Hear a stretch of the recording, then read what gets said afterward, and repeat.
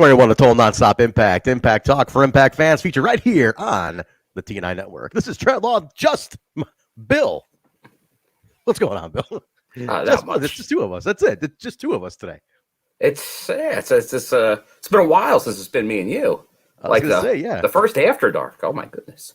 And I was going to ask, when was the last throwback you did? You've been out for a couple of weeks. Yeah, it was a lot of travel related stuff, but yeah, it's probably been about maybe 3 episodes. So I would say probably about the last 3 episodes. Yeah. So most of the build to this road to the cage, you've been out for it. I have been. And it's kind of funny because like last week I was going to try to make it because I had just gotten back, but I was you were burned out, huh? Black in sleep. But I thought I had watched the right episode, but last week I actually watched this episode. Oh, so you were already done, you guys. So I actually watched this last week. So I jumped into the watch long for a few minutes here and there just to kind of refresh myself again since it's been a week since I watched it. Got it. All right. Well, what's going on, man? I want to give a quick shout out to Brian right away with the super sticker. Thank you, Brian Field. Thank you, Brian. Before we even started, Paul with Nelson the AAW sticker. Very nice. Very nice. Thank you. Paul Nelson's in here. To Love Impact. What's going on, guys? Let's let them all pour in here. But yeah, guys, welcome to Throwback. We are 20 episodes left from here on the Asylum stuff. So yeah, man, what's going on? Bill, you've been doing a lot of traveling. You want to update people where you've been? Yeah, well, it's pretty much it's all kind of blended in together now, but I guess it's already been not this past weekend because it was pretty light, just MLW in Philly this past weekend, although I was running into a lot of people I knew and they're like, hey, there was a show the day before, the day after.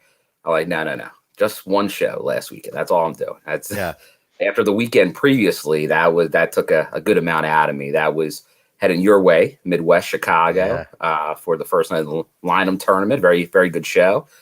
Sorry I couldn't make the second one, but then went to Revolver in Iowa, which isn't around the corner. No. At least 4 hours. I decided to drive out to that venue right after your show on Friday night. So I did that. Nice 5-hour drive.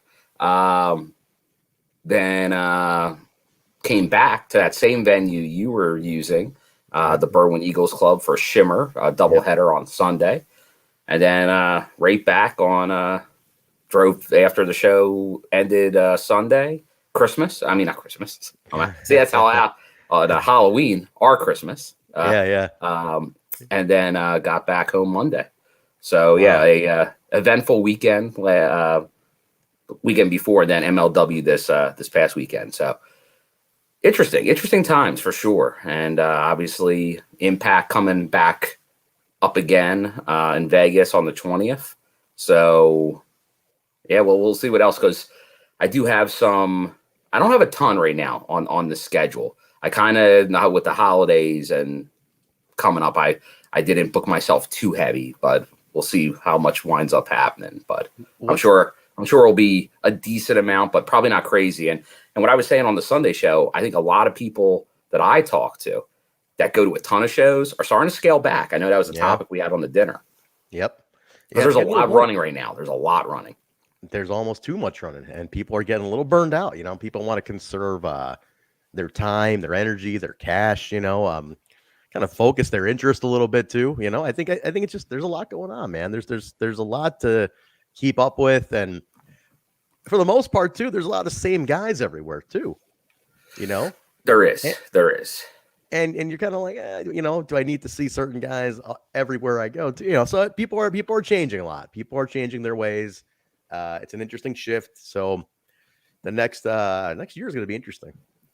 Let me ask you, but wait, what's the drive cutoff for you? Is it 12 hours? Like if it's more than a certain amount of time, then you fly. What's your cutoff? It kind of is the Nashville, Chicago cutoff, which is in that 12 to 13 range. Okay. Like if it's 15 hours, that's probably too long to drive. Oof. Like when if it's under, like if it's 12 and change, it's like, okay. When it hits 13 and above, that's when you start getting into the, I don't know about that territory. Now, do you are you a podcast guy, a music guy on the I'm road? a music guy. Well, a mix. I'm a satellite radio guy. Okay. So if I didn't have satellite radio going, it would be really tough. Yeah, like I bet. like I know me and Dave, we went down to Lariato, and that was probably the longest drive. That was like 17 hours to Oof. Georgia, At least you had and company on that one. we were not like, obviously there was somebody else in the car, but that was like no satellite radio either, so that was tough. Oof. Yeah, and, it's and, tough. Dave always knows I'll give him a hard time because I'll be like, you have like the same 5 artists on CDs. It's like I can't take the same music. um, interesting, man. So, no, that listen, that's a lot of driving. How no, the car? How many miles did you buy the car at 0 miles? And what are you up to now? Well, right now it didn't have 0 miles, but it had pretty low miles. Like right now it's at about like 170. Look at that. Mostly wrestling trips, I'm sure. A That's lot of awesome. wrestling trips. The car Wow. before that was 250.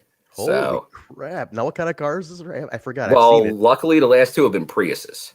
All right. Look, guys, testament to a Prius. These things last. That's a hybrid, though. That's why, right? As a That's why they. hybrid, I had to go to hybrid. I was a Jeep Wrangler guy for a long time, but had to make the change for sure. Well, you get your money's worth that way with all the road trips with the hybrids. So that works. So cool. All right, man. Listen. Oh, I do want to give one heads up. It's not official yet. I've been waiting for it. But I was actually talking to Dave today, and he's friends with the guy that does the pro wrestling loot, which they do like boxes similar to pro wrestling tees. They also Loot do was a the good one. Pine Size All Stars, which are the same molds of the wrestlers, like the same people are making them that make the micro brawlers. Yeah. And they're doing, not in their box, but it's going to be on their website tomorrow, a special one to raise money for Jimmy Rave. Speaking of the That's throwbacks, great. That is great. You want to let's pull it up. Let's pull it up. I don't think it's up yet. It's going to Okay. be up sometime tomorrow, so we'll make sure it's on the socials tomorrow when it goes up. But let me just make sure they haven't. But that's why I was just double checking to see if they put anything up there yet, a tease, or if they've announced it. I don't think they have at this point. Yeah, it doesn't look like it. But if you, But it looks like it definitely will be available at some point tomorrow. yeah, I'll let you take lead on throwing that on our Twitter. So guys, once it's up, check our It'll be Twitter. up there for 1 week. So it'll be up there like when we're doing this show a week from today. It'll be through Wednesday. So there'll be 24 hours left at this point tomorrow, probably. All right, that's great. Pro Wrestling Loot's great. So I'll definitely make sure to be grabbing one of those because that will directly help Jimmy Rave. Yeah, Loot's great. They were probably the original box, I think. Weren't they the first? Yeah, because they were doing boxes early, so they might be the original box. They're kind of like the them. West Coast box. I like their stuff. I never ordered one, but I always was. There was always one of those things where like I want to get it, but it's like I don't need more stuff laying around. But they were always great. They always had good stuff on Loot. So, but yeah, guys, check that out. Yeah, support Jimmy Rave. He lost 3 limbs, man. He is down to Like arm. he had it was the arm, but then what was it just last week? Like both legs, which obviously that's very tough. I'm telling you, man. I see. It shocks me that, like, I always look at the GoFundMe's and stuff like that get put up, and if you see the people who donate to these GoFundMe's, there's certain people who are always in there. Scott D'Amore, Chris Jericho. Always donating in this stuff. You know, they're always they're two of the top donations in these things. Daniel Spencer's always in there. I see. You know, there's very generous people out there. You'd hope that some of the promotions would do it too, like that he worked for, or even the promoters, like the promoters who. I mean, look, I'm not trying to. This is not me trying to guilt a Tony Khan, for example, but he's a multi-billionaire, for God's sake, you know, and this is a guy who is.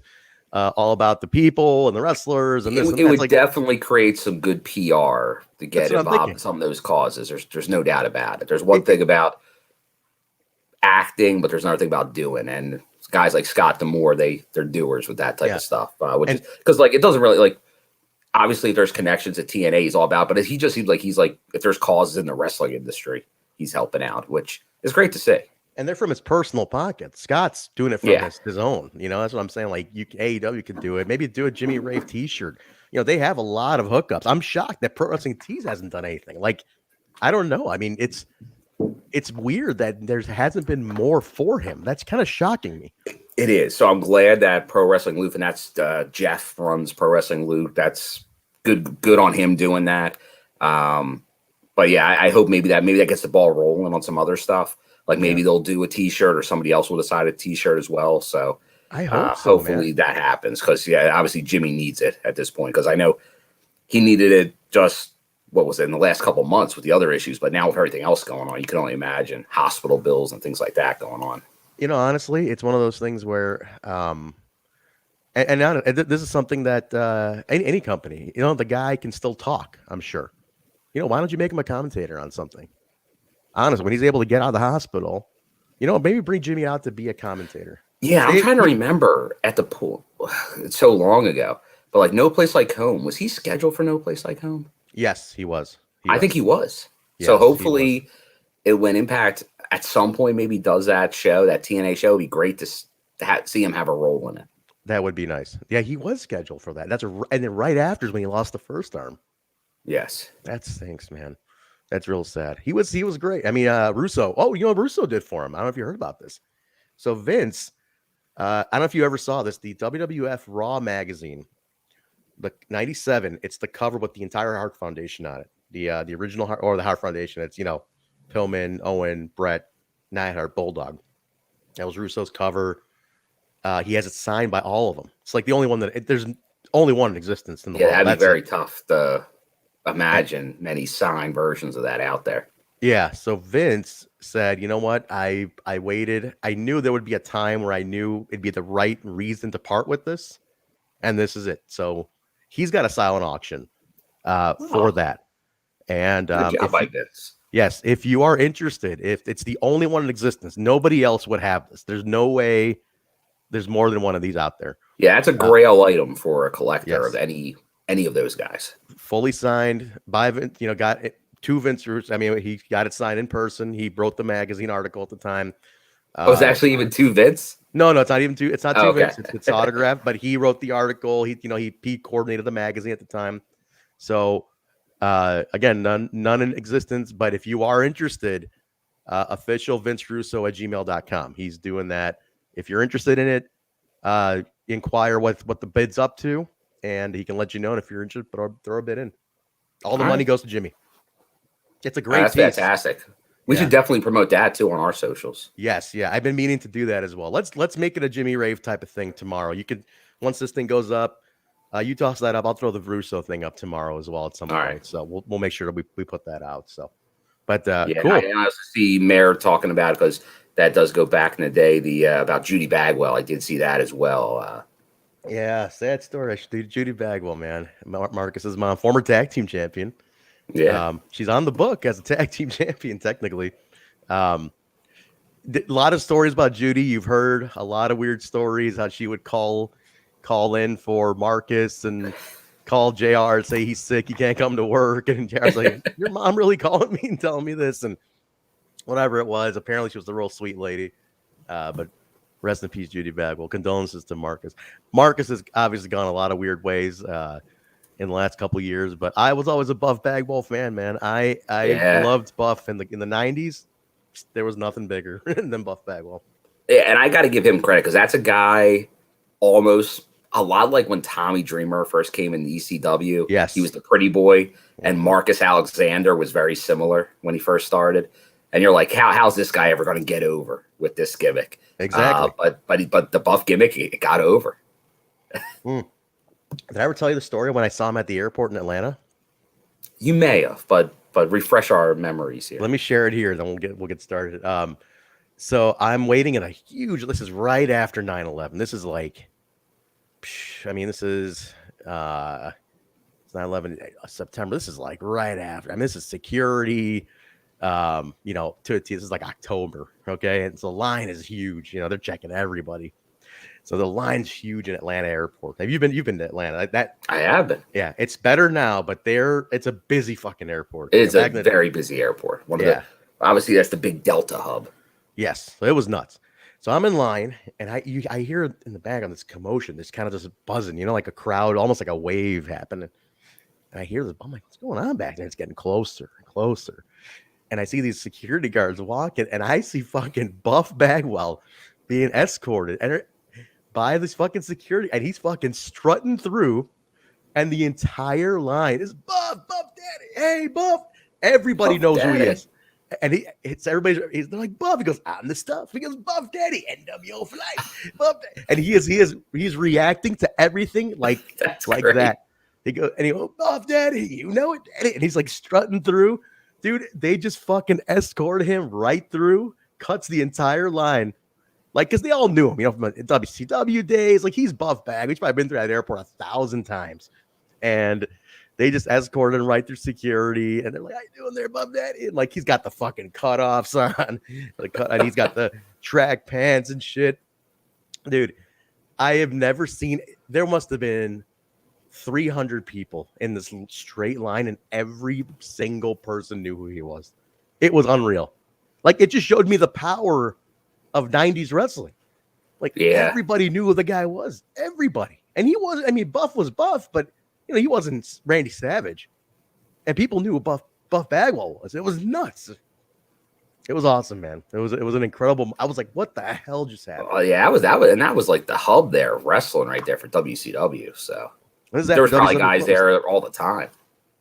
Yeah, and this is after WCW closed. This is this is late 01, and he was still the man. So it was very interesting. Very, very interesting time. He was the stuff. He was the stuff. But let's get started here, guys. All right, guys. NWA-TNA number 91, April 24th. Oh, sorry, April 21st, 2004. Now, I was on my buddy Dave's couch, and we were probably realizing at this point that it was nearly a year to the day of the Raven Jarrett match that happened a year ago that pissed us off. Oh yeah. So we were wondering what was going to piss us off this year. So that's what was happening with us. But Bill, you got your email pulled up. What was happening on this day for you? Let's see, April 24th. See if I got something. 21st. 21st. Yes. Yep. Let's see. I'm just seeing if that was a playoffs. That may have been the playoff. The only way I would know is if there was a playoff game in Philadelphia, if I was at the Flyers or the Sixers. That's what I'm just seeing if there was. Because I was seeing if I had the actual schedule back then. All right. Justin with the $4.99 super sticker. Thank you, sir. Justin, we appreciate that. You guys like this earlier time slot too? I like it. Yeah, I'm sure you do, East Coast guy. It's worked out. Hemi practice has been off the last couple of weeks, so it's been working out. Like I said, it's only 20 more weeks. So, but yeah, we'll see what happens here, guys. I'm trying to figure it all out here, make it right. But thank you for the super sticker, Justin. Appreciate that. I'm guessing. Yeah, I you know what? I may have watched this live. This could have been a live pay-per-view. This was a big one, Bill. This was. And this one, I brought out the heavy guns. I brought out my original AJ Styles shirt. Whoa, pull it up. Let me see a little bit more. Look at this. So it's the Shadow, but it's the phenomenal. Hold on, let me see if I can pull it off. Yeah, look at this. Flying forearm one. Wow, look at that. It's the phenomenal forearm shirt. Thank you, Punk. Eric, thank you very much for this, man. That's why I'll always, like, when they rename his moves, I'll be like, no. Yeah. Did they rename all this stuff? They didn't rename the Styles Clash, did they? That's the only thing I think, but it's not a finisher anymore. Get out of here. I don't think it was ever a finisher when he went to the What does he use now? Well, wasn't it like the Calf Killer, which became the Calf Crusher immediately because he can't have killer in the name? Oh, yeah. That's right. You can't kill people. Wow. No kidding. So what? The Clash is just a setup move now? That's weird. I don't know if it's always the case, but I know in the matches that I saw of his up there, it was a setup move. That stinks. Or it was like you have to hit it 3 times. and really break the guy. Yeah. Which is wrestling today, which might be one of my biggest gripes in wrestling today. Yeah. I hate that. Well, let's kick it off, guys. Now the big thing is you hit your finisher and then you hit some kind of setup move right after your finisher to finish the match. It's kind of weird, man. That's so common right now. Like, for some reason, every indie match I see now, they hit their finisher, get a 2.5 count, and then quickly do something else that's not their finisher, and then the match is over. Yeah. So weird to me. It's like what's the point of your finisher then? I think they're kind of getting away from the finisher. I think that's what we're seeing in wrestling. The finisher was such a big hook of a match. That was the whole point of that was the whole fun. Yeah, of you the wonder, finisher. like did Vince McMahon say, I don't like finishers? And now every company's like, whatever he says. Whatever Vince says, top down. I don't know, man. Who knows? All right, let's kick it off, guys. This is number 91. This was the conclusion of the road to the cage. So this was a lot of buildup, and what we know going in, it was to be Chris Harris and Correct. Jeff Jarrett. Yes, Chris Harris and Jeff Jarrett in the cage match. Now, this is, by all accounts, going into this pay-per-view, you're thinking, all right, they're going to redeem Chris Harris here. We're getting the Chris Harris redemption. Got, once again, like not as angry as that initial Raven storyline, but once again, it seemed like that was the push to get it on Chris Harris, and then it didn't happen. Right. So it's like, okay, we're doing the right, because they built the story. Okay, so they did the huge build to him. He loses. Then Does this seem reminiscent of a current story in Impact Wrestling? Yeah. But featuring Moose and Josh Alexander? Yeah, but Chris never got the payoff. That's the problem, So, because Chris ends up just, they just put him back in AMW. They turn him heel, and then he leaves 2 years later, and he's like, the hell with this, anyway. They rebuild it, and they build him back up, and you're like, okay, Russo's doing this whole thing like, you got screwed. We're gonna do this right. We're gonna get you. So you're thinking, okay, the story's being written really well here. So this is a good come from behind thing for Chris Harris. And we find out it's not. So we'll get into it here. All right, opening match, Abyss and Monty Brown, which is a weird pairing, against Sabu and what's supposed to be Raven, but he doesn't come out. TNA notes that Scott Hudson. Wait. Scott Hudson is. Gotta get my bell just in case I need it. You got yours? There you go. Oh, look at that. Cowbell. He's been in a car accident. I kind of felt bad here, but he's been in a car accident. And JB is subbing for him backstage while Tim Welch is handling announcing. I think Sabu wrestled a pretty good match here. I think Sabu for 2-on-1, he looked great. And another thing, I guess, news related for the throwback, Sabu's pretty much said he's retiring. He might do one more match, but physically he just can't go right now. Yeah, he keeps dropping that hint of Brock Lesnar. I'll take. Maybe I'll come back for one match. I don't know if he will, but it sounds like he's pretty. And obviously, I think everybody in here knows early ECW. That's one of my guys right there. Sabu got me very into ECW. He's the guy, man. He is. Sabu is the one. He's the guy who woke you up. Yeah, he was the attraction. I was going to ECW, but then when they started doing the Hannibal Lecter entrance with him, and he was just doing moonsaults on tables for no good reason and all that, that was like, okay, I'm in with this guy. He was nuts. I remember just being taken to him because he was, they first billed him from Bombay, India. They did. And he was Indian. I'm not Indian, Pakistani, but he's, I was like, okay, close enough. He's a brown guy. I was like, he's one of ours, and I'm like, cool, he's one of our guys, And then I find out he's half Lebanese. His name is Terry. His real name is Terry Brunk. He's half white from Dearborn, Michigan. And he just talks like he's from fucking Michigan. But when the illusion was killed from now, come on. The illusion of the wrestling business with a lot of these guys. Oh man, I gotta call attention to this real quick, Terrence. This whole thing with I didn't see this when Caleb told Mickey he's gonna slap her cheeks. I didn't see that, but I just hearing that in Caleb's voice makes me laugh. It was right in front of me and Justin. Did you? So you heard it? Oh yeah, it was right in front of us. Let me slap those cheeks. I was probably reacting to him like, "How dare you!" That's awesome. You Caleb with a K. So Raven never shows up. Abyss pins Sabu, and then Abyss and Monty kind of have a face off. They're like, "I don't trust you," and they kind of circle each other like, "Okay, corral style shit." It was good.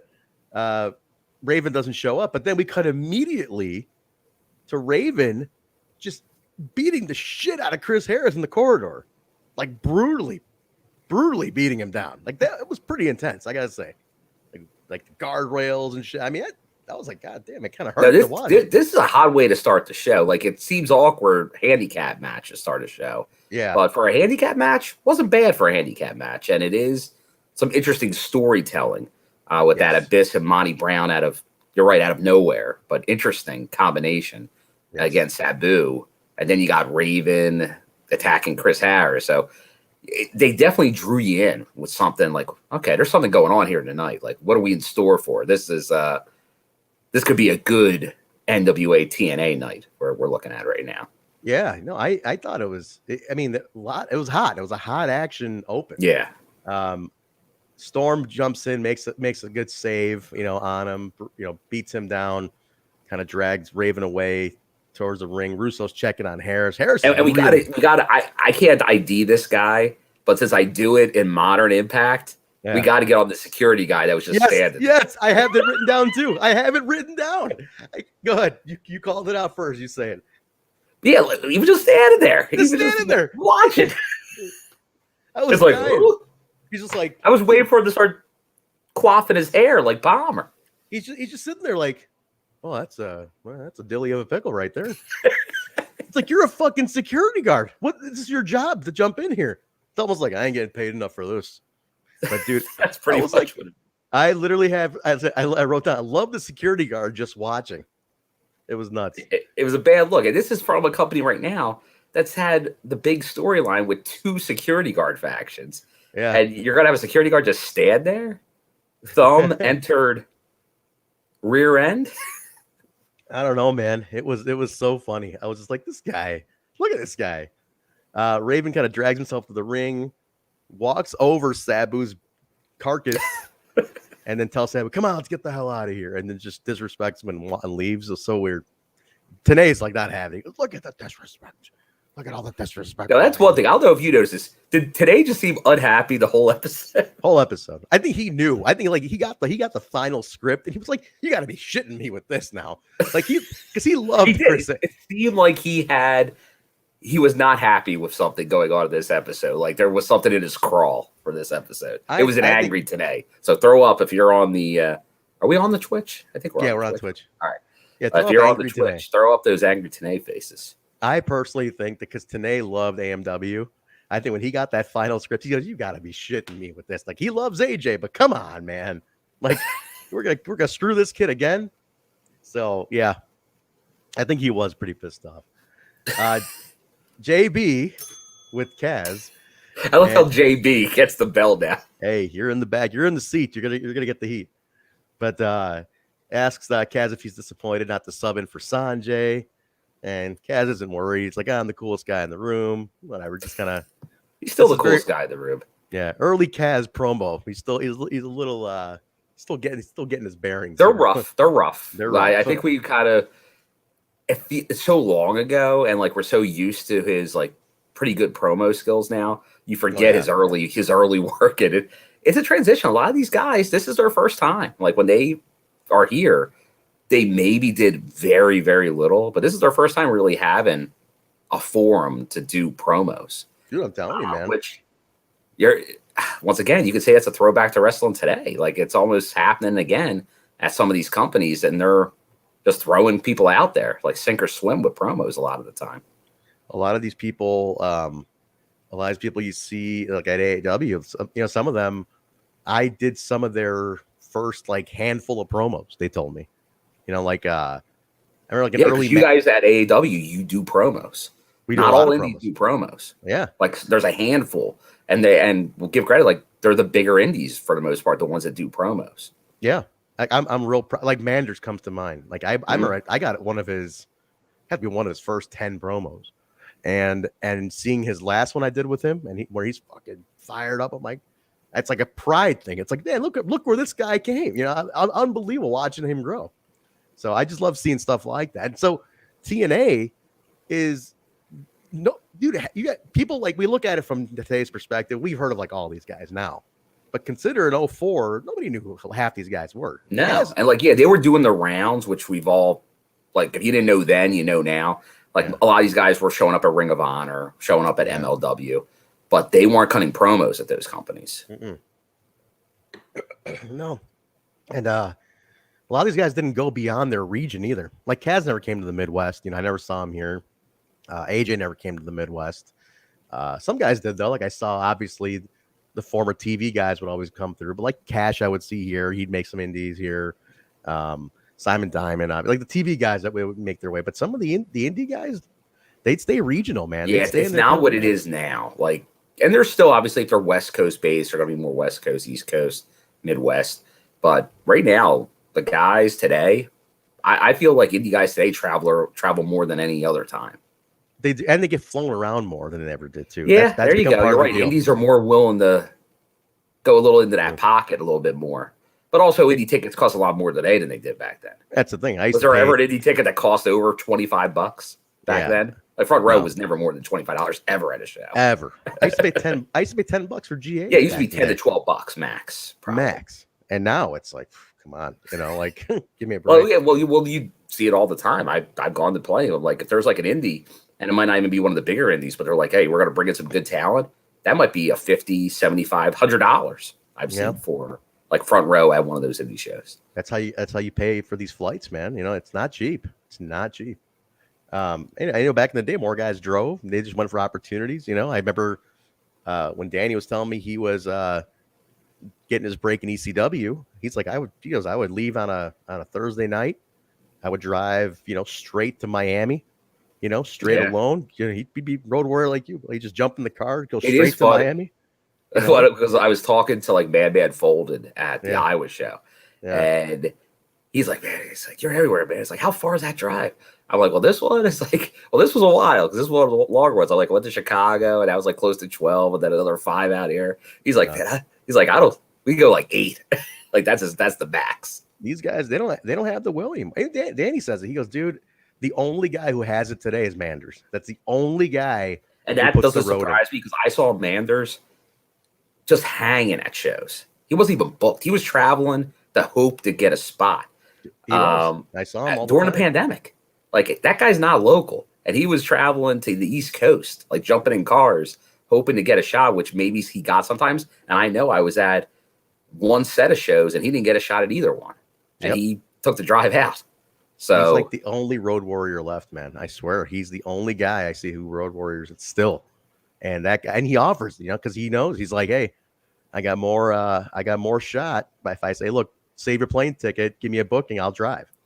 And and it worked. He's investing in himself in that. He's like, I'm going to put into work. People are going to use, and you know what? He shows up at a ton of places because of that. Tons. And he's all I'm hoping it works out for him long term. I think it will. I think it's so far so good, man. He's a good dude. I'm really happy for him. He by the way, he's fighting Silas. He took Mance's place. Were you? That's why I was about to say. Like I have a feeling like sadly with Mance, he could get a lot of those chances that Mance was getting. Yeah. Were you at? Was that night one where it was Mance and Josh and Josh, right? And then that's why I said, man, you guys are giving it all away on night one just for me coming. Yeah. That's when they got attacked right afterwards. Because it was then Silas attacked him night one. Was that night one? No, well, not live. Unless that was shown somewhere on the feed. Must have been night 2 then. No, it was night 2 then. Yeah, Silas attacked Mance afterwards, and it was setting up Mance and Silas. So Manders is going to take his place now for the one-on-one at the Windy City Classic. So, but yeah, it looks like it works out for Manders. So good for him. All right, where did we leave off here? David Young. David Young walks up. He says he needs to talk to Scott Hudson. Why? Why do you think this Why? is? He's like, I need to talk to Scott. And JB's like, what's up? He's like, he's not here. He's like, I need to talk to Scott. He's like, why? He's like, he's not here. He's like, well, he goes, well, what's up? He's like, well, let me ask you this, David. What's up with Glen? You and Glen? He goes, I have no idea, but I'm going to be a winner. I'm going out there. I'm going to hit home runs. I'm going to be a winner. And he's like, okay, go. Now, is this the first time they're acknowledging his losing streak? Or is that okay? This is the first time they've called it a losing streak. Okay. And I'm going to give it a ding. Thank you, Zach, for reminding me because he mentioned Scott. So he mentioned Scott Hudson. So I'm going to give it a ding. But first time they've acknowledged lose. And then TNA really plays it up in the match. So let's match. And that's because I'm like, I know I've seen David Young, but I feel like they, once again, I wasn't sure if this was angry today, but he's harping on this losing streak. Big time. The match is David Young and Sharkboy. It's not a bad match. It's not a bad match, actually. They worked a good match. David Young's a good worker, man. A very underrated worker. And David Young's not a bad worker either. As a Sharkboy's a great worker. Well, I can turn it on anytime, Pat. Come on, no problem. You got to remember, Sharky was trained by Les Thatcher. He's from that school with Nigel and Cody Honk and all those guys. He's from that. He's from Moxley. He's from that school. So he's from good company. The guy can work, man. And who doesn't love Sharkboy? Everybody loves Sharkboy. I like the match. Give me your thoughts. No, Sharkboy. It feels like now. When's the last time we saw Sharkboy? It feels like it's been a little while. It's been a bit. But it was good. It was good to see Sharkboy. But no, this was an entertaining match. David Young, he's not my favorite, but he's a decent worker. I'll be interested to see what this becomes because obviously this seems like there's going to be more to it going forward. We talked about this was a build episode for the main event, but this seems like a something building here with these guys, which there hasn't been. Like this was definitely like David Young's been very back burner and Sharkboy hasn't even been on TV. So it's good to see this is like an angle for these guys going forward. It's I think what this match kind of does. Which is great. And then so David loses to Sharkboy. Yeah. And TNA talks about like losing streaks of like Barry Horowitz and a couple other guys. And even Don puts him on the spot. It's like, what's been the longest losing streak of all time? He goes, you put me on the spot here, Don. He goes, well, you're the professor, aren't you? But Young starts crying, which is hilarious. And then he rolls out of the ring. 3 Live Crew comes out like right away. And Conan, they start cutting a promo. It was weird. Conan starts talking some shit. And he tells, I think I wrote this down right. He says Young couldn't be a star even if he was thrown by a ninja. Yes. Conan, man, still bringing it, man, because I saw Conan, obviously, at MLW. And I'll tell you, man, the man, that gimmick, it lasts forever, man, with Conan. Is he managing the new LAX? He is managing the new LAX. Is that Danny Limelight and somebody else? Danny Limelight, I know what they go by, Slice Boogie is the other guy, but so definitely good to see, and always a shout out, obviously, Conan, and obviously with Glen still, right? Keeping it 100 a lot of the time. Yeah. So definitely check that out. Show's great. I mean, it's a long show, so if you want just the hot topic snippets, the snippets are great on YouTube. They just do the topic snippets on YouTube, and it's fantastic. And Glen's great. I think Disco is very intelligent when it comes to the wrestling business. People don't like the truth sometimes, and he's factual, man, and he really lays out the truth. The guy gets it. So, he knows the business. You can't argue that he doesn't know the business. Absolutely, he gets it, man. He's like obviously a lot of it. Yeah, he says some things that will definitely rile people up. He's a hot take guy for sure. Yeah. But then he also his gimmick, like that already gets people wanting to jump on Glenn to begin with. Yeah. He had a gimmick that you were supposed to hate. So yeah, I like him though. I think he's very intelligent when it comes to the business, and he's entertaining. 3 Live Crew starts pushing for a truth title shot here, and they take aim at Raven for kind of politicking. They're saying if Harris is out, give it the truth. So they're really pushing for truth. Now it's like Raven wants it, and now Truth wants it. So now we're getting the seeds planted throughout the show. Yeah, now was this the first time the Crew came out in camo? No, they did last week too, I believe. They did last week too. Okay, yeah. I was trying to, because they're definitely trying to bring that DX portion of it to like you can tell they're trying to really utilize that. It seems. Yeah, they did it last week in the audience, I believe that's what it was. They get an ambulance shot, and the doc is yelling at Russo, saying, "Hey, his career's at stake if he competes." Not Dr. Ross. Not Dr. Ross. This is who I think was there at the time. 04? May have been working. He's getting if he's not there, he's close to being there. Yeah, because he jumped. Remember, he jumped back and forth. He was WWF. He was doing some WCW. WWF stuff. He might have still Early. been there at the time. Yeah, he jumped between the companies a bit. Late 90s with WCW. I think he went straight to TNA afterwards. I think he had maybe he went straight back. to TNA. Maybe he went straight to, or maybe he was doing something else. But I know he's there for pretty much the whole TV run. I'm just not sure where in the asylum he may show up. Yeah, seems like when they're in Florida, he's there. Yeah, he definitely. I mean, it wasn't on TV until like 2 years ago. So yeah, he never debuted on TV. I mean, he had unless you maybe randomly like there's that shot on one of the early asylums where you see Dixie kind of moving through the audience. You might find him in something like that. Man, WCW. I think he got put in a torture rack once. Oh yeah, that's his claim to fame. Yeah, he got put in a torture rack in Chicago, and then he Dr. Stevie. Dr. Stevie. A couple of things. He had like three on cameras in WCW, but all right. Then we get it. So yeah, they're yelling at Harris, yelling about Harris's career being at stake. Harris tells Russo, "Look, I've come this far. Just do me a favor. Give the match to Storm. Just give the match to Storm for me." Russo doesn't answer. They kind of looks frustrated, and they cut. Now at this point, I'm thinking this is the most logical decision because it's Harris' title shot. Now I'm thinking makes sense from a booking perspective. It's his. It's his title shot. Now he's saying, "Give it to my buddy. He's the next guy here." But so this is why. Well, now that I'm going to plant that seed now. So now we're going to get to when we get to the end. Yeah. Now put the plant there. Now, other than the connection with Harris, do you feel there's been any build for James Storm to get a title shot right now? No, there hasn't. But because that was the only thing that was losing me on that. It's like I get him saying it, hey, my guy, but is this guy really in a storyline to get that right now? Does it seem like it? No, you're right. That was the only thing that definitely makes you hesitate. Like, are they going to do that? And if they are, then that's just a throwaway. Yeah, I know you're right. Like he had no chance to win it with that angle. If they did, it'd be like, well, wait, he won the title? What the hell?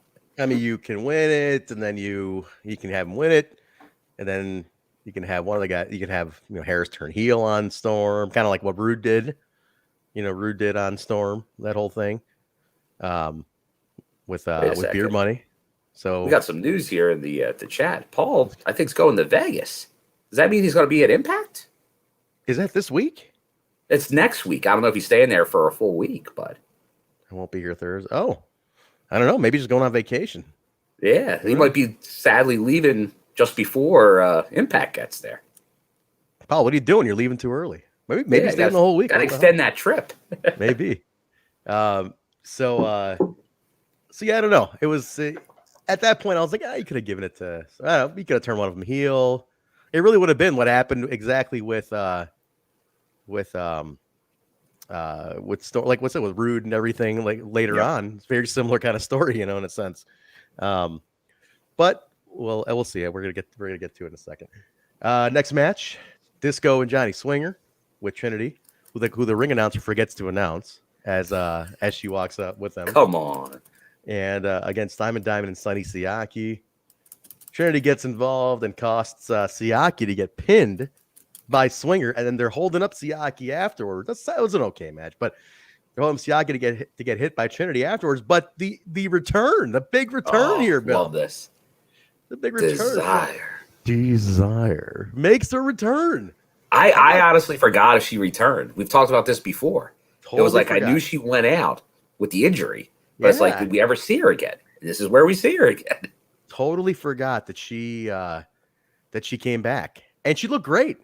She looked fantastic. She never does look great. It's Desire. Yeah. She looked great, man. I don't know what the hell happened to her. I don't know where she is. I never heard anything. I know, like I said, I know her and Siaki had a kid together. Yeah, that's the last I heard. But yeah, so I don't know how long this run is. We'll find out. I was happy to see her I know back, they later on they announced she's booked at a match next week. Oh, she did. Okay, so there you go. So she doesn't have her match. Six-person tag match. All right, so Desire is back. I'm a fan of that. JB's with Russo in the back, asking him who's it going to be. Russo isn't sure. AJ walks up and says, "Make it me. Come on, Vince, make it me." And Russo's all pissed off at him here. He's like, you got some nerve, AJ. I've been apologizing to you. You wouldn't even give me a straight time a day for months. And now you want in? He goes, you should have thought about that 6 weeks ago, bro. Yeah, And he walks still off. about 6 weeks for Russo. But at that point, I started thinking, yeah, you're goddamn right. AJ's been doing nothing but snubbing him for 6 fucking weeks. And I'm thinking, oh yeah, JB thing here. Forgot the JB thing. Thanks, Zach. I'm thinking, yeah, I'm like, fuck you, AJ. Like, all he's been doing is trying to apologize, and you've been snubbing him. Like, these are some of the episodes you missed, Bill. He's been snubbing the shit out of him badly, and Russo's like trying to make it up to him constantly. I'm sorry. He's like, screw you, Vince. He walks off, shoves him away, and I'm like, come on, man, not fair. So I was happy. I was like, good, Vince. Screw this, right? So anyway, we leave it at that. So now we got AJ in the mix on this thing. All right. Highlight match for me coming up here. This was interesting. Chris Daniels versus Michael Shane. Shane Douglas on commentary, Traci on the outside. Douglas is saying he's going to show some tough love. This was a great match. Yeah. I thought this was fantastic. I think Michael Shane kicked it up. Chris Daniels kicked up. These two had chemistry like that, dude. I don't know about you, man, but I really liked it a lot. No, this was a really good match, and it's real. Like Daniels, obviously, history proves out, and we see it. He usually has a pretty good match. Yeah. Michael Shane, on the other hand, it all depends on who he's working with. Yes. This was one of them, though. Michael Shane's had match in a night, one of the best X Division matches ever, and then other ones you're like, man, that wasn't good at all. Yeah. So with the opponent, I think sometimes it seems like Michael Shane's in a lot of multi-man matches a lot, which tend to go one way or the other strongly. But this one in a one-on-one match, this was really good match. And I don't know if it's maybe haven't seen it in a while, and it was maybe because we weren't expecting as much from it from Shane's side.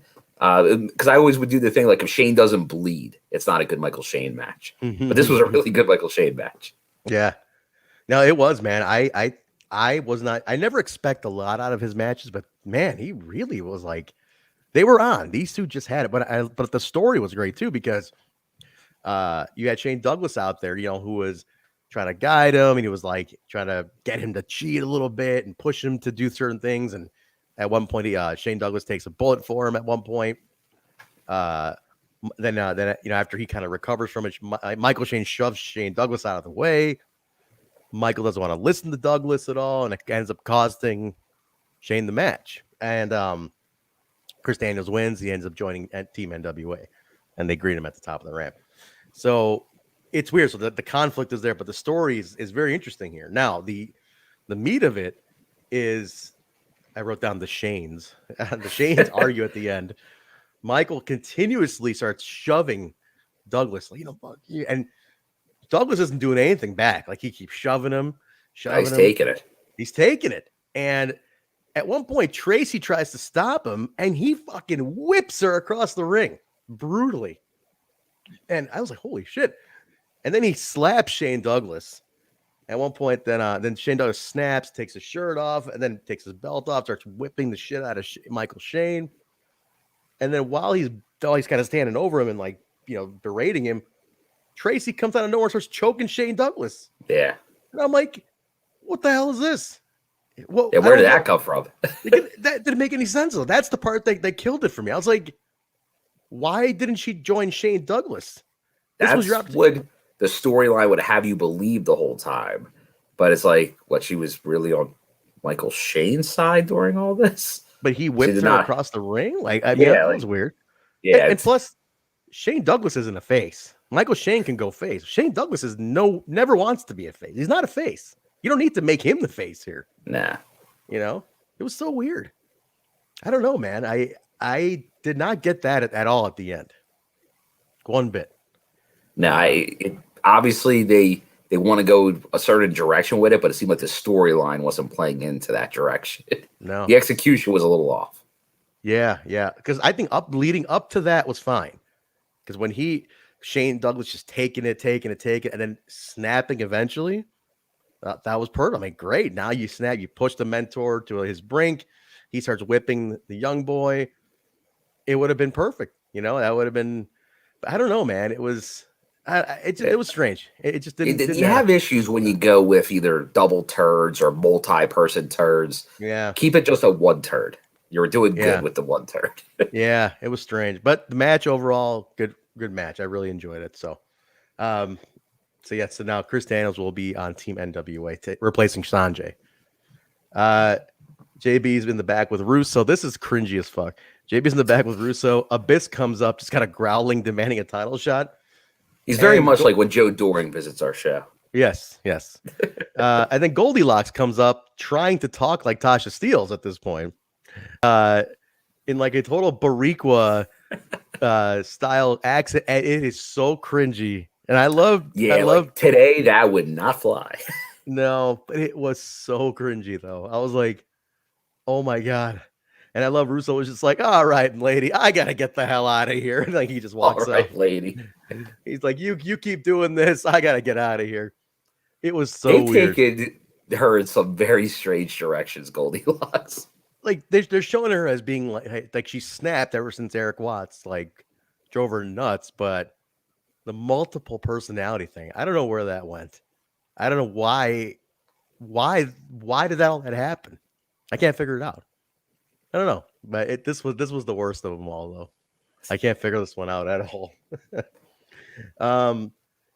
NWA Tag Team Title match: Kid Kash and Dallas versus D'Lo and Apollo in a rematch.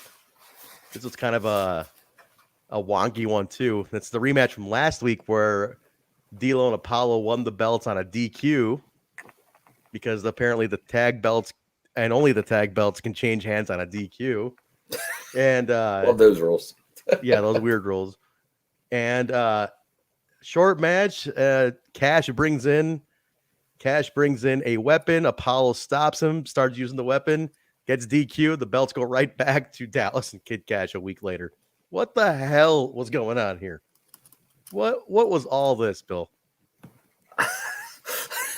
Well, it seems like we're getting into the wonk fest of the show here. This is the booking decisions. It's like we could do a whole nother show just on what's going on here and try to figure it out and still not come up with an answer. It's the hot potatoing right now. For whatever reason, they're just, let's give someone titles, take them away.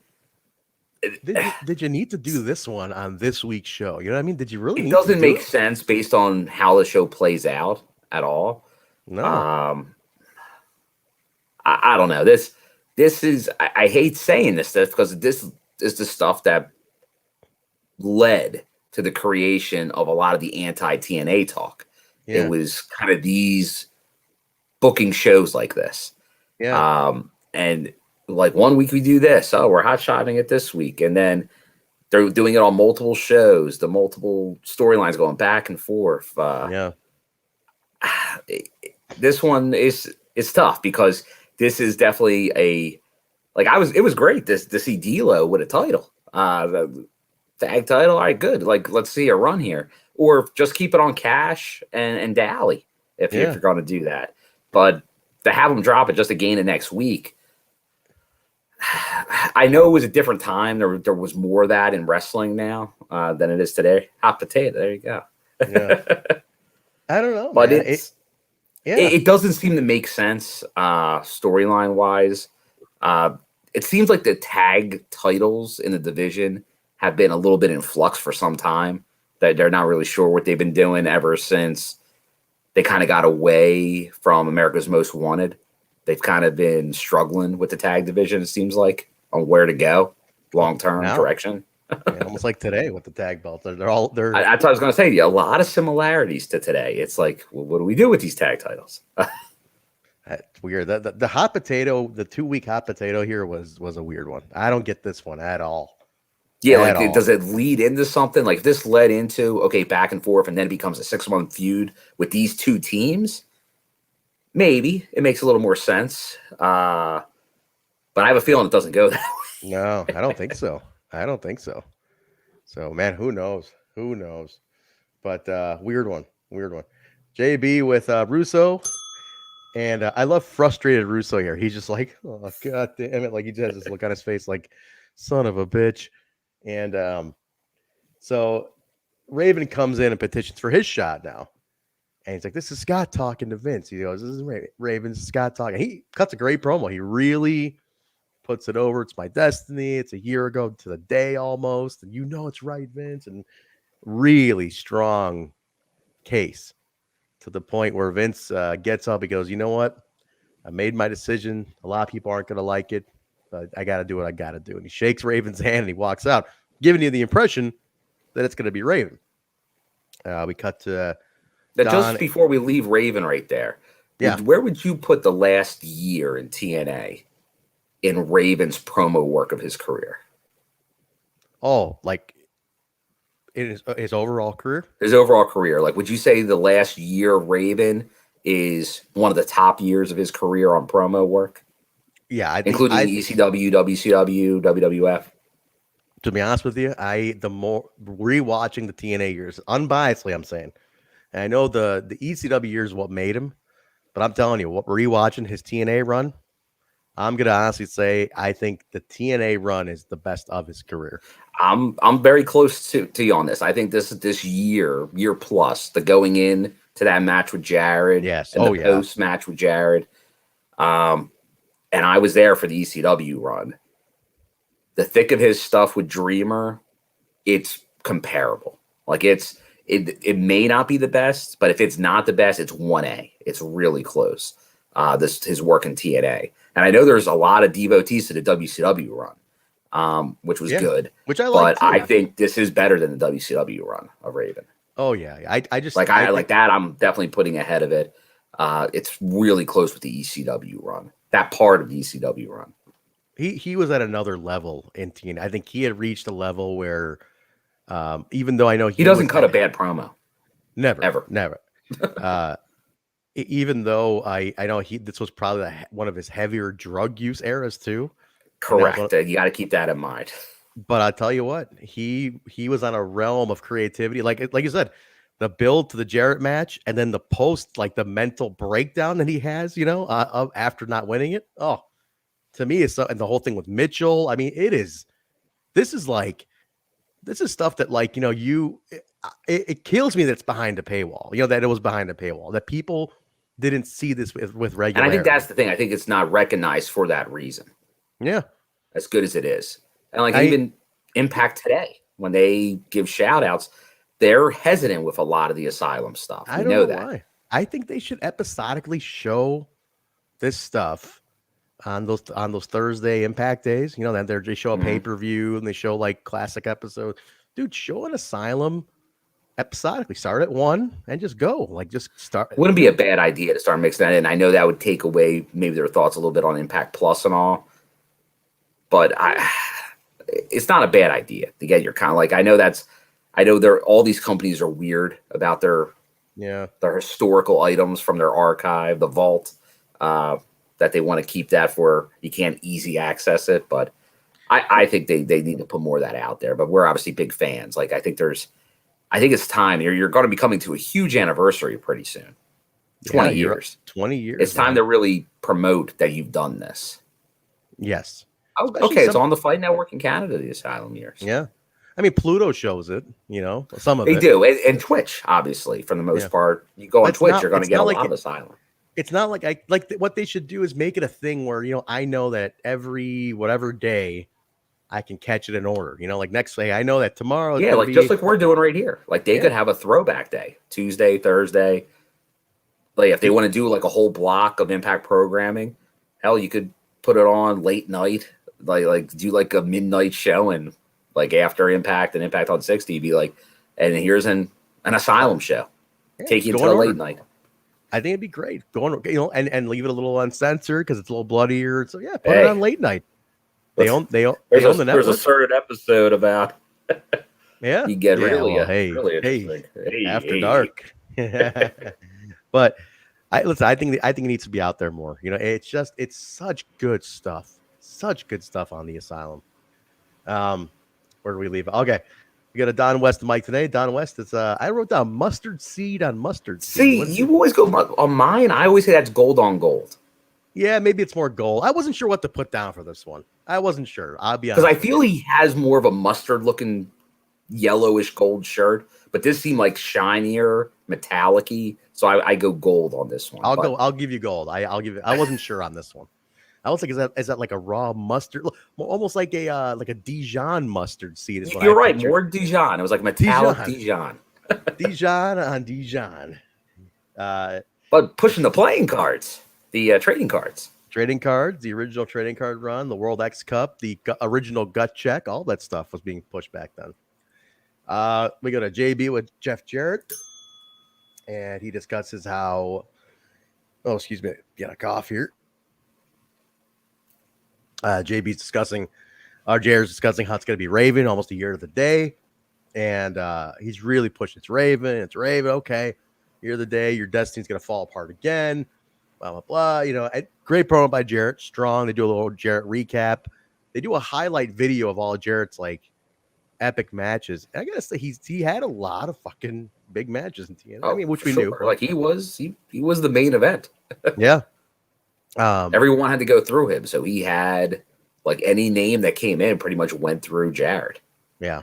You know how it all ended, but it went through Jarrett. Yeah. It's like you have to filter through, right? And just a heads up there, like Jarrett, I know he's doing with the WrestleCade, the Blizzard Brawl, and obviously he's doing the podcast. A lot of TNA stuff being promoted by Jeff right now. I don't know. With 20 years next year, I think we see him back. I think we see him back, Trent, in some capacity. I don't think in any kind of management capacity, but maybe as an agent. Honestly, maybe as an agent. I have a feeling. I don't know if anything's happening behind the scenes yet, but I feel there's there's inroads to mending stuff going on with him right now. Well, think about it. Don's gone, right? You need another kind of head guy. What's more poetic than the founder coming back at 20 years, you know? It makes way too much sense for him. He's got to be involved at Slammiversary somehow next year. You have to. Next year, you have to. You cannot. It would be a missed opportunity if they didn't. Honestly, next year Slam, if you don't have Jarrett, Raven, Jerry Jarrett, Dixie, you know, AJ can't obviously. Dixie might be my biggest pop. Yeah. Oh my God. But like, I'm thinking of who's not contracted. I mean, and you can even get Jerry. Like there's certain people who just must be on 20th anniversary Slammer. You know what I mean? Like there's like, as a Jarrett, Dixie, Jerry Jarrett, Jerry Lynn, Ken Shamrock has to be there. You know, Jim Mitchell, Mickey James, obviously she'll probably be there. She was on show number 1. I mean, if you're on show number 1 in early days. Hey, speaking of show number 1. Look at this. He just made it right to the main event. He only shows up for the main event. That's what he does. He only big times for the main event. Main event. All right, Emergence. Let's do this. Oh, wait. Is this finally happening? The Emergence review show? TNA. Oh, wait.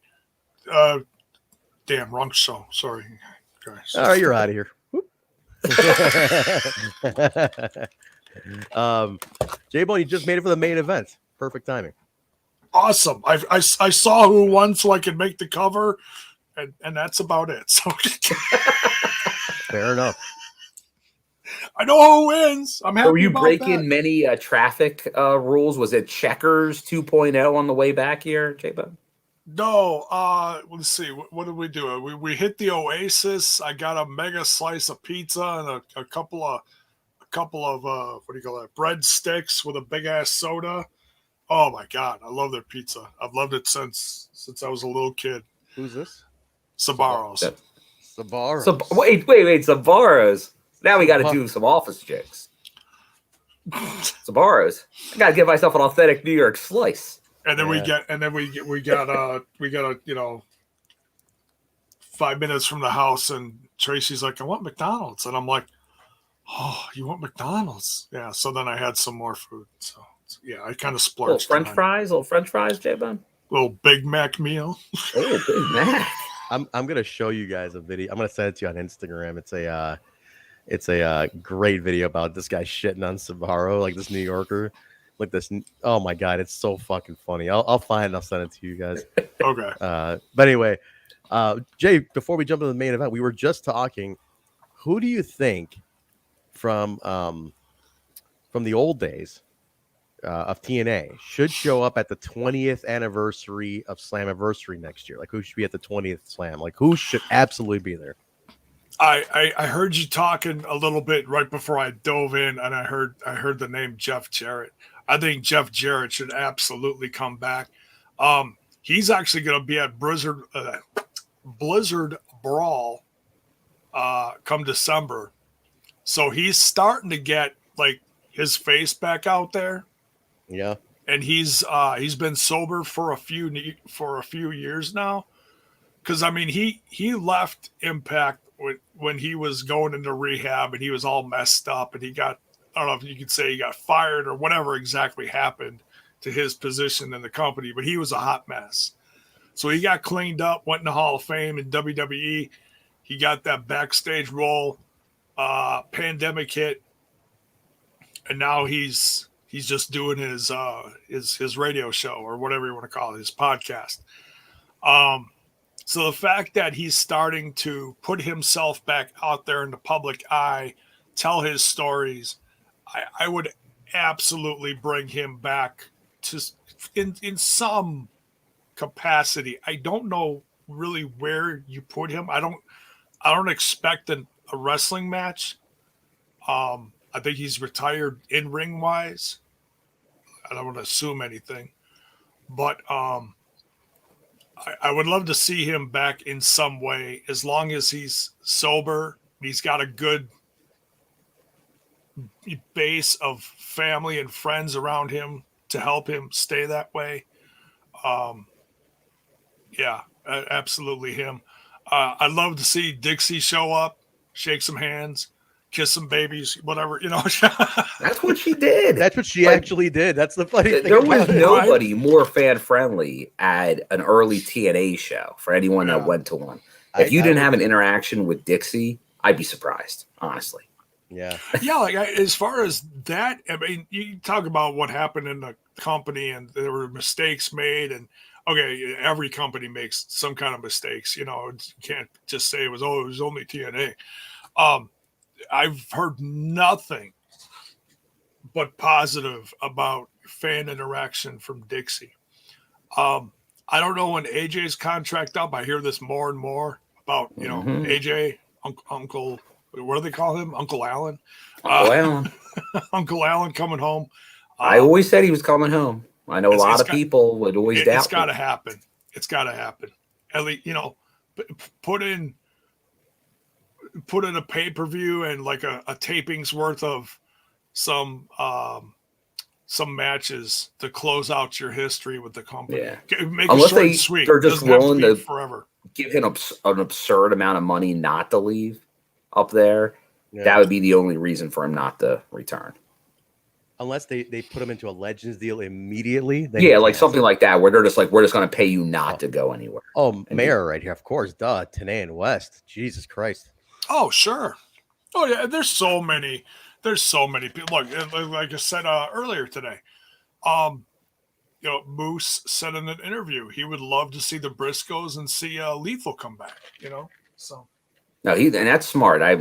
You know me and Moose. But that he's putting it out there, that's what a world champion does. He's saying it out there. He's putting it out there. He's like, come on, let's get it out there, guys. The champion's demands, man. It's not a bad And the Briscoes, I know the Briscoes aren't messing around. I think they already have like 5 dates with GCW booked.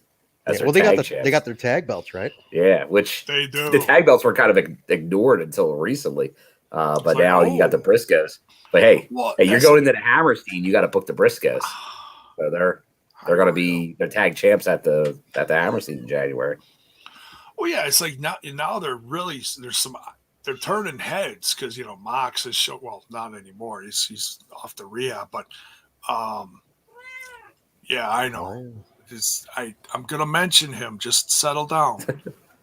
She's talking about Matt Cardona. That's one of her favorites. That's Bill's line, by the way. The settle down. That's Bill's line, not yours. Settle down is not your line. I'm sorry. Well, I'm stealing it just for the cat's sake. I'm sorry. I'm sorry. I'm sorry. Have find- some soda. I'm sorry. Trying to find something to show I've been you guys. I've been watching like way too much Sopranos lately. Oh man, I'm loving that series all over again. Better watch out, Jay Boda. Are you kid show, Jay Boda? Kid show. I've never You seen. might just start letting it fly. I've never watched The Sopranos. Oh, come so on, good. The first season is so good. It's a slow burn. You get to like discover like behind the scenes things. It's character building. It's so good.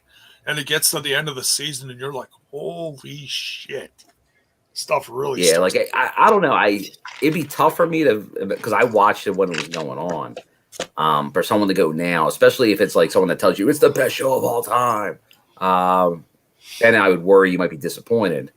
You once you it's watch a good show, and if you like The Godfather or Goodfellas at all, you'll definitely like the show. Yeah, if you don't like those movies, if you watch those movies and didn't like those movies, that might not be that might not be up your thing, because it's in that style for sure. Yeah, there's that hint of old school gangster, because of guys like Pussy and some of the other guys that hang with Tony, but it's good. If you appreciate the old school gangster shit, you'll dig it. All right, cool. All right, let's jump to that main event. What are we talking about now? The main event. All right, Steel Cage. I'll shut up. Real quick, everybody, if you're watching on YouTube, don't forget to give the video a like. Please don't forget to do that. Give it a like. Let it tickle. Give the bell a tickle, as Bison says. And speaking of TNI UK, don't forget TNI UK is live tomorrow at noon Central Time, US, 6 p.m. UK time. Last week they went later. I don't know if they got delayed for some reason, but they do have there's the whole time shift going on now. Oh, okay. So has that changed things for them? I don't know. I don't know. I would say just check the channel, guys, and they'll have it set up earlier, and just you'll see the time that they're going to be going live. So, but yeah, go ahead and give the video a like. In the meantime, tickle the bell, do all that stuff. All right. So, Jarrett's in the cage. He's yelling at Russo. Come on, Doug. Bring Raven out here. Bring Raven out here. Russo comes out, cuts a great promo about all the petitioning going on. Everybody wants a shot. Everybody's telling me they deserve it. You know what? And I've been doing a lot of thinking. I've been going through my mind on who deserves it the most. And he announced, you know what? I've come to a conclusion. And so they show a little box, picture in picture. And it's Raven kind of warming up. So you're thinking it's Raven, And Jarrett's like, yeah, bring Raven out here. Bring him out here. And shut up, Vince. Bring him out here. And Vince is talking. He calls it's AJ Styles. So AJ comes out. Now, at this point, I'm like, why AJ? I was pissed off because, again, as we talked about earlier, Bill, AJ's done nothing but shit on Russo for 6 weeks after Vince has tried to apologize to him and make it up to him and be better to him. And he's like, fuck you, Vince, walking off on him. It's like, why are you giving AJ? I mean, it's like, what, are you really trying to kiss this guy's ass? Like, what the hell's the point of this? I was not happy with the AJ decision here. I did not like the AJ decision. Thoughts on this, Bill? Well, this is tough because, for 6 weeks, Vince has been a new Vince.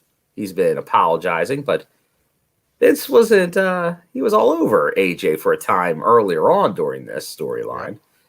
So he had some reason to not maybe be too receptive to Vince's shenanigans. But obviously I wanted AJ back into the title match, and AJ going against Jarrett, I felt that early screw job still needs to be atoned for. So I'm okay with that. If you were just tuning into this episode without watching much TNA in the past, I could see your side of it very easily. Like, okay, I'm watching this episode. Why? Or if I've been watching for the last month or the last 2 months, why AJ? That doesn't make sense. But if I've been watching for a year plus, I can see it a little bit more. So what screw job are you talking about? What are you referring to? I'm still talking about that the first time he didn't go over Jarrett. I'm still when Raven? his original title match against Jarrett, where he didn't win the title. Raven? AJ. Oh, AJ. No, I'm talking AJ's. Which one? I'm trying to remember that one because AJ beat. He Jarrett eventually beats him, but he didn't beat him at first. Oh, that's right. He should have beat him like 6 weeks earlier. Oh, that's right. Yeah. He got screwed too because he had a lot of momentum. Like the crowd was going nuts for him. Yeah, and then but his first title win was actually more subdued. The crowd. That's because right. They didn't do the pinnacle of the AJ. So I'm okay with AJ because once again, Jarrett's had so many runs here. If you're not going Harris made the obvious sense.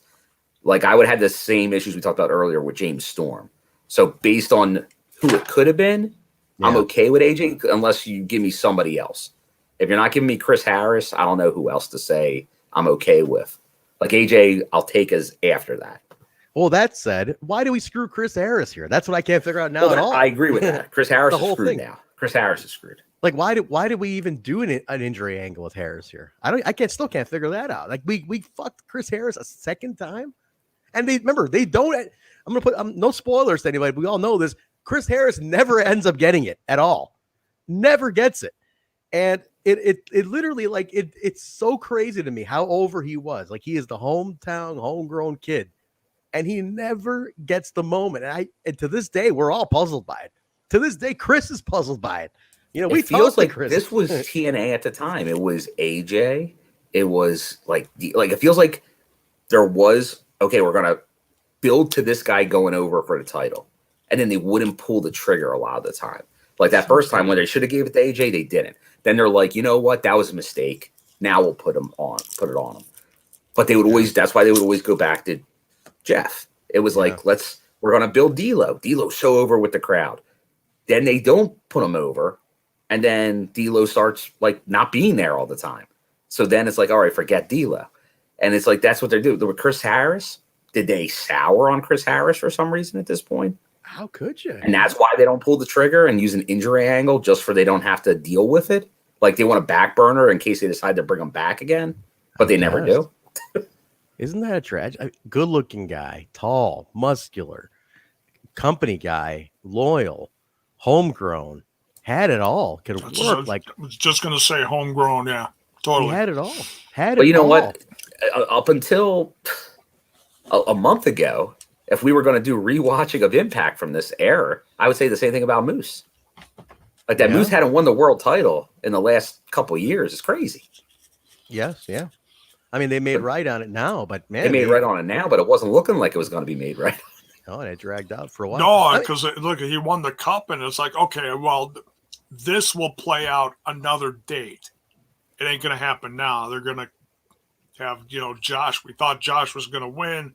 Okay, fairy tale ending. Done. Nope. That's kind of here. It's like AJ. You don't even know he's going to get this title match at all. Then he gets it and he wins it.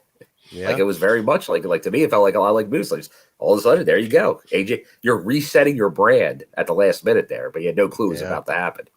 See, now I didn't get all the way through this. Like I said, I saw the ending, so I knew who won. I'm gonna go back and watch the second half because I watched the first half. When they brought out 3 Live Crew, I thought this was going to be when they pull the trigger on our Truth. Truth. They did a good job of making you think there could be like 4 different people going after the title tonight. Oh yeah, because that was great. Could have been Ron. The promos they did with 3 Live Crew, I'm like, oh, this is it. He's gonna pick Truth, and he's gonna be, because I know Truth has another run, and I didn't know when it was, and I'm like, oh, well, that makes sense here. They kind of tease it in the middle of the episode, surprise you at the end.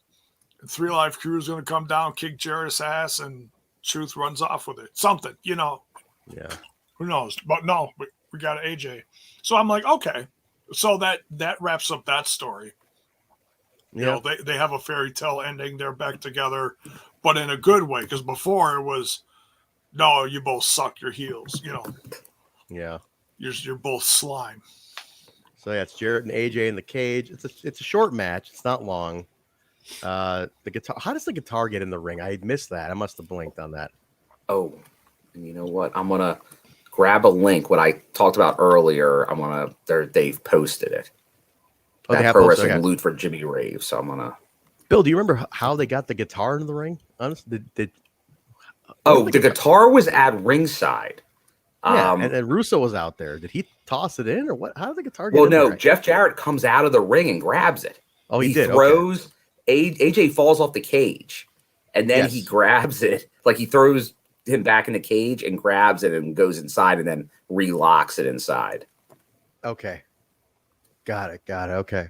And then AJ does a kick. He destroys the I don't know if he was supposed to originally Pele the guitar, but he kind of gives a standing drop kick to the guitar.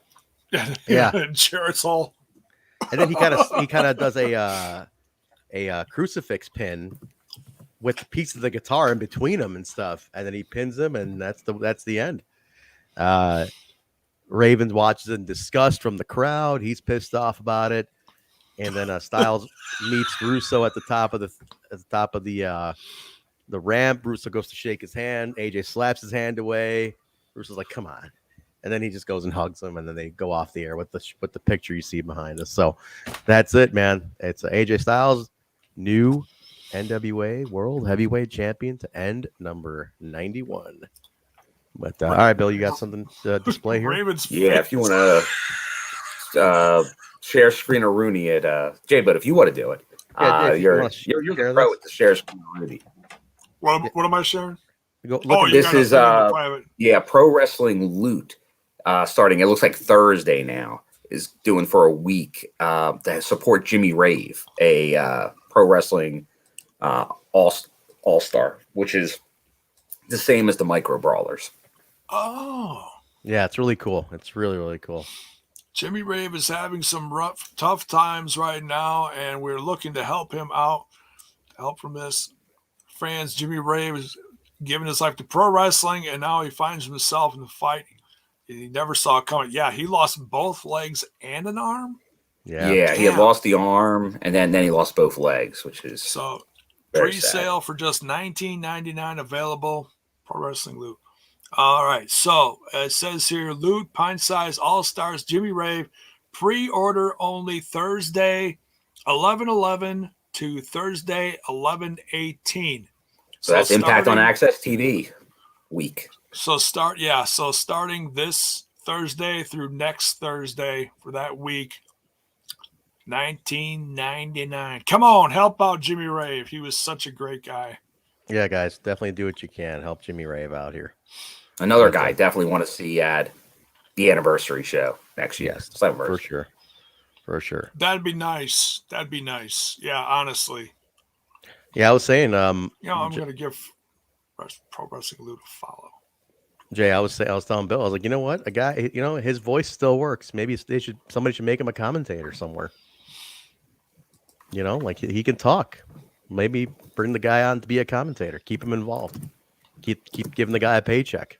Was he a charismatic? I'm not trying to judge him or paint any negativity, but I'm just curious because I don't remember a lot. Was he pretty charismatic? I'm trying to remember. I don't remember his promos too much, but I know he did the air guitar thing with good old Dallas for a while. Yeah.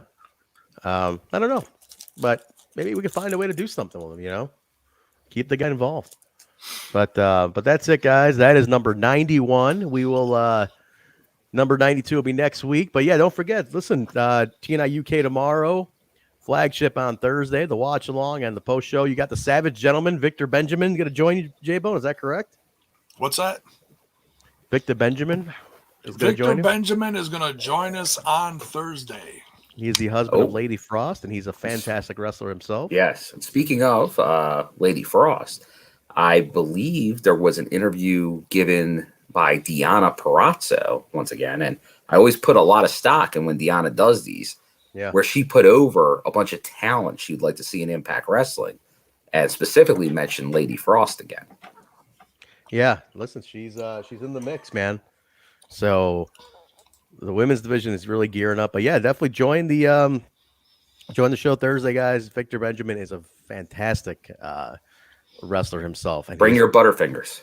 Bring your Butterfingers, and you'll know what that means. Hang on a second.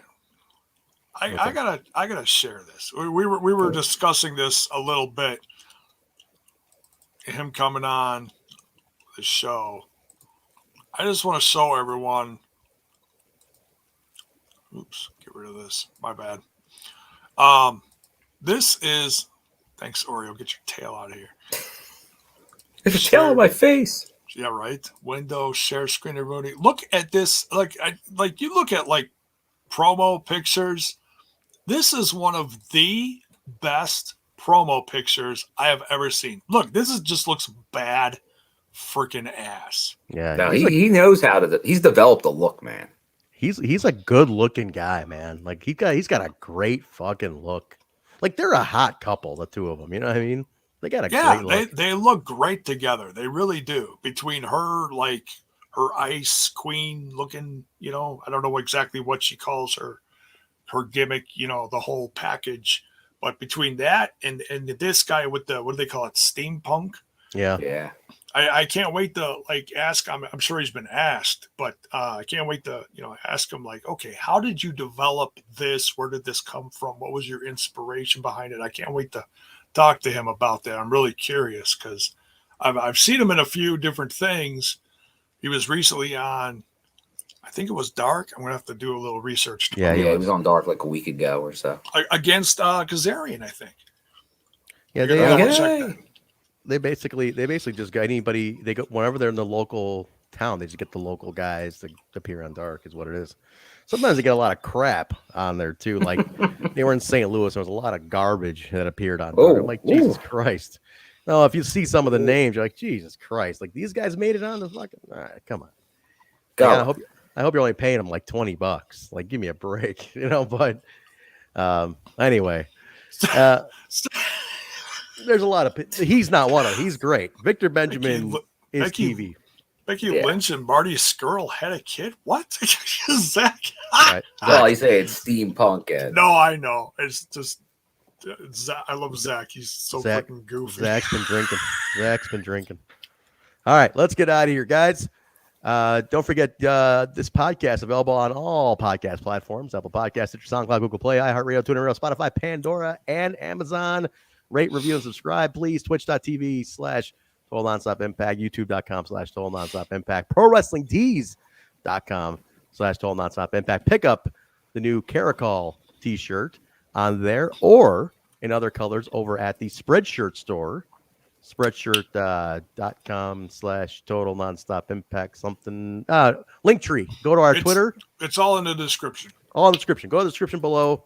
Link to the Spreadshirt. Tons of items on Spreadshirt. We got all sorts of items you can go ahead and get our logo on and stuff like that. Mugs, tees. It's getting to be fall time. Get yourself a hoodie. Get yourself a zip up jacket looking hoodie thingy, and get yourself a beanie. You have a warm mug with your favorite beverage. Yeah, your favorite little hot toddy while you enjoy this show. What else? I think that's all the plugs. But yeah, let's get our plugs. Bill, where can people follow you? You can follow me mainly on the Twitter, maybe on the Instagram someday. At my name, William M. Gardner, Gardner. I have been going through stuff, so I didn't take a ton of pictures on the recent trip, but there might be some there. There might be some new ones to add. All right, very nice. J-Bone, where can people catch up with you? You can find me on the jbonelyfans.com. No, I'm kidding. Twitter box at jbone5150. That's JAYBONE 5150. There you go, guys. You get me at Trent Zuberi over on Twitter. Also, this show at We Talk Impact, Twitter, Facebook, and Instagram. Give us a follow on all those. And I think that does it. That's everything. But yeah, listen, connect with us. We'd love to hear your feedback. Share the links around. Let people know what we're doing over here. If you're in the Impact groups, share the links in there too. I usually share them the day after the show, but go ahead and share them in there. Those Impact groups are very interesting, to say the least. Some people say some really weird stuff in there, man. Like some guy today posted something like Impact needs to buy a stadium, and people are like, A stadium? What? A stadium. That was like something like that was his topic. Impact needs to buy a stadium. Let's discuss this. Like what? What are you talking You know about? what? I might enjoy that discussion more than the streaming talk. And then the big topic that comes up all the time is they need to get a better TV deal. Better TV deal. Yes. Oh my god. Credit to Bison. Bison jumps in on all these and tries to like shut some of these idiots down. They own a TV station. They I know. need to get it on more cable outlets and providers. Like they need to grow the reach of Access TV. That should be the number one goal. Right. And that's not Impact's fault. What? That should be the wheels behind Access TV and upward. Yeah, that's Anthem and Access. Right.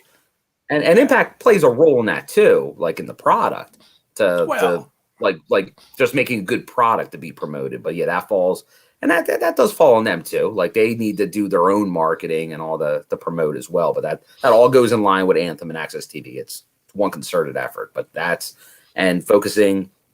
They obviously need to clean up whatever they're doing. This whole YouTube versus Impact Plus, that needs to be figured out. Because right now it's like, buy both. They need to figure out how to address that. And that, because that's the streaming deal. Like whatever. Now, once again, join up with something, get that to even more places, outlets, etc., and so forth. But they're not going somewhere else. It doesn't make sense. Yeah. Plus is still the app on the Apple, at least app on that is still pretty choppy. The Fire Stick version is not bad. I use that on my main TV, but the iPad app for it is real. Like it's still choppy. It doesn't have like a quick rewind, and you can't do like a quick jump back and things like that. So that's the thing. You have to make sure going forward, however they want to do it. Like obviously they did the stuff with the YouTube. But you have to be able to make it. People can watch through their video game systems. Like if you're going to you want to do a lot of streaming, you got to make it easy for people to stream. So they got to figure it out. It has to work with the Rokus, the Amazons, the Fire Sticks, the Chromebooks. It's got to work with everything. Yep. Yeah, like GCW worked real smooth on my Xbox, and then they took it away. It's like, oh, thanks a lot. That's the thing. Yeah, you need to be able to have easy access through all these things. One of the other topics in this group I saw was, some guy was like, what if Triple H bought Impact? Now that what if Triple H bought Impact and turned it into Glen Asper laughs at Triple H's income. Oh my God. I was laughing because I was like, what if Triple H bought Impact and turned it into this? I was like, I just commented, like, what a weird thing to post. I was like, what a strange thing to say. Like, he was talking about, like, what if Triple H bought Impact and turned it into this and led Impact into this? I'm like, what are you talking about? Who thinks of this shit? Well, the worst thing that happened was back in the day when Vince was buying all the companies. Because that now makes people think anybody today can just buy these companies. Like that's the wrestling business. What's even funnier to me though is like Triple H alone. Paul Levesque goes, "I'm gonna buy Impact Wrestling." Me, it's like the only thing that actually can make sense is if you ever want to put that out there as an idea is like, will Vince McMahon buy any of these other companies? That's the only thing that's been proven true in the past. Yeah. So that could happen again with a company. Like he could buy Company X. That could happen. It's happened before. There's history. Yeah. Tony Khan's never showed he's interested in buying any other company. Not yet. But yet AEW fans say it on a daily basis. I know. Triple H, just because he's on the outs of NXT. Yeah, that's why he's putting it. It's up boy because that's why he's putting it. He was given the keys to the candy store, and in Vince's mind, he failed. So, I personally, I think H got screwed in this whole deal so bad. I mean, he did because I'll give him this. Whether you watch it or not, the wrestling product is decent. I'll say that it's decent what he's done over the last handful of years with all the different people that have come in and out. A lot of it was like, a post Ring of Honor bunch or whatever you want to call it. He did good. The shows he put on was great because he mixed like a heavy metal thing with the performance, had a big feel to it, all the takeovers. And now he's in this position where WWE's just checking off like 20 people at a crack, and it's like he's not even in the mix on it. Like, hey, by the way, so and so's gone. Don't look in the locker room for him tomorrow. Oh, wait, what? Oh, he was just about to go have a match with. Oh, okay, fuck that. It's like I in that sense I feel bad for him. It's like, what the hell are you doing to your company? I don't feel bad for him. He's got a bigger bank account than the three of us will ever see in our lifetimes. I'm not fuck feeling sorry for that bastard. Yeah, no feeling sorry. No feeling sorry. But I don't feel sorry think for his Triple H. biggest issue. I don't feel sorry enough to watch it. I'm just saying it's. Yeah, well, it's the same issues that happen at other wrestling companies, and Impact is not any different. When you play the same venue, town, repeatedly, you don't get a good barometer on the talent's ability to connect with a crowd. Yeah. And the trouble with NXT was everybody was over in NXT because it was like, that's like, we're the family, like Full Sail's the family. So they just loved everybody. And if it was not Full Sail, like targeted at that audience, they didn't like it. We see it today. Like they shit on people that they don't like. But it's very few and far between. And then they'd go somewhere else and nobody cares about. That's why when these people all went up to the main roster, none of them were over because they're only over among 1,000 people in Orlando, Florida. Yeah. And a couple thousand online and Twitter's not a real place. It's all. Yeah. Who live through Full Sail in their virtual world. Yeah.